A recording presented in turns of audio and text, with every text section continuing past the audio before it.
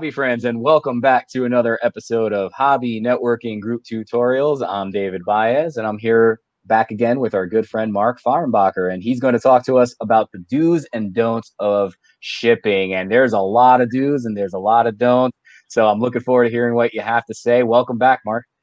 Thank you so much, David. You know, we've seen a lot of people get into the hobby the last couple of years, and this was even before the pandemic. So one of the things is we're seeing a lot of people that are selling cards for the first time. They've been buying cards, but they've never been on the selling side of it. And the problem with the selling side is you better know what you're doing, because between a sale, between a buyer and a seller, whose responsibility is to get that card delivered the way it looks? It's on the seller to make sure that they do every precaution possible for that package to get rained on, to get crushed, to get thrown around. Because let me tell you, it's nothing nice in the post office when you see the way that they're tossing these things like frisbees, and they're piling boxes on top of sometimes, you know, packages that you're like, oh my God, I hope cards aren't in there. And I see it every time I go to the post office. But one of the things I wanted to touch on is we're seeing a lot of problems where that new seller for the first time doesn't realize that you have to do some protectionary things to get that card safely delivered. And sometimes it's the obvious things that you would think that they would get, but they miss it. People think just because it's a padded envelope sometimes that they don't need to put additional protection if it's in a top loader. That's wrong. The bubble wrap really doesn't do much other than, in my opinion, just give it an extra little baby layer. But you need to always have some type of cardboard in between your cards and that protection with a padded envelope. And I've always been big now on using smaller boxes, just because I think that that ensures me a crush. You know, like if it gets crushed, that person's not going to have a heart attack, because they're going to open it and say, oh, thank God Mark put that cardboard around this card. Or extra heavy duty bubble wrap, right? Nice stuff, things that are going to really survive if a lot of weight were to, I guess, find itself on top of that card, right? Right. The other thing that I've been seeing, and I've had this happen, unfortunately for me, and I'm in New Orleans, and I think we're going to have 55 inches of rain year to date, right? It's rained every day for 2 months. Well, I used to get things delivered on my porch. And let me tell you, after I got rained on a few times with cars that got a little bit of dampness and water, I've changed the way I do things. I get P.O. box on everything, because I just don't trust sellers anymore to do the waterproofing. Everything that you send that's cardboard is like a little bitty sponge. If any water touches it, it's going to immediately find it to the card. For whatever reason, they're just these sponges. I like to look at them like, you've got to treat these things like it's your infant. You've got to put them in waterproofing systems like waterproof bags. Team bags work really good for it. I like the graded team bags because they're big. And you can fit a lot of loaders in there real nice, and they kind of get really square and tight.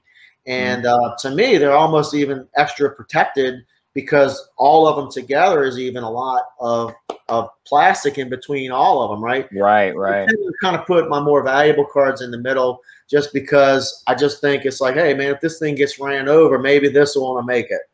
And I actually had a package ran over the other day, and I had a package actually bounce into the pool because the man threw it over the fence, and it bounced, and it went into a baby pool and sat for 3 hours floating. Wow.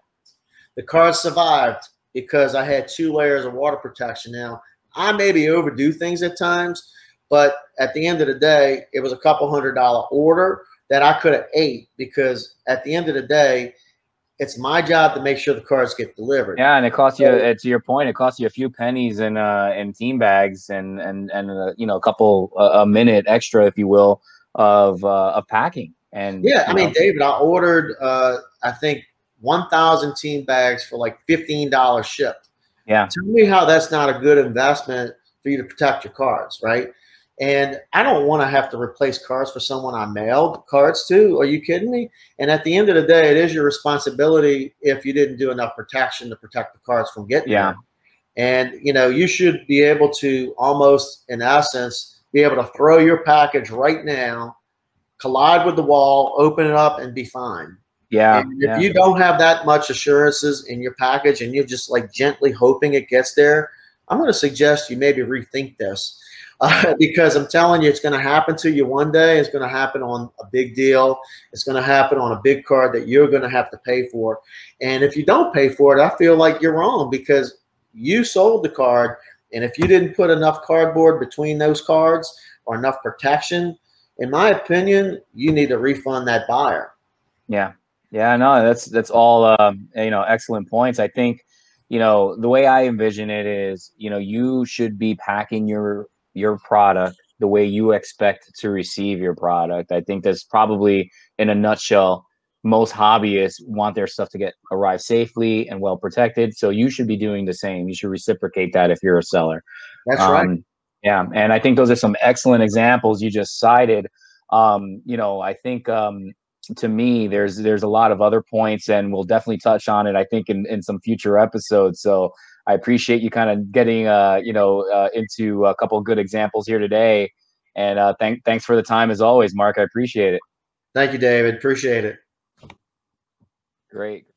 Hey guys, thanks for watching today's video. Please click on the like and subscribe button. Just a couple quick updates. We are officially live on iTunes, Google, as well as Spotify for our podcast. Go to HobbyNetworkGroup.com for more details and links. Thanks for watching today's video and have a great day. Bye.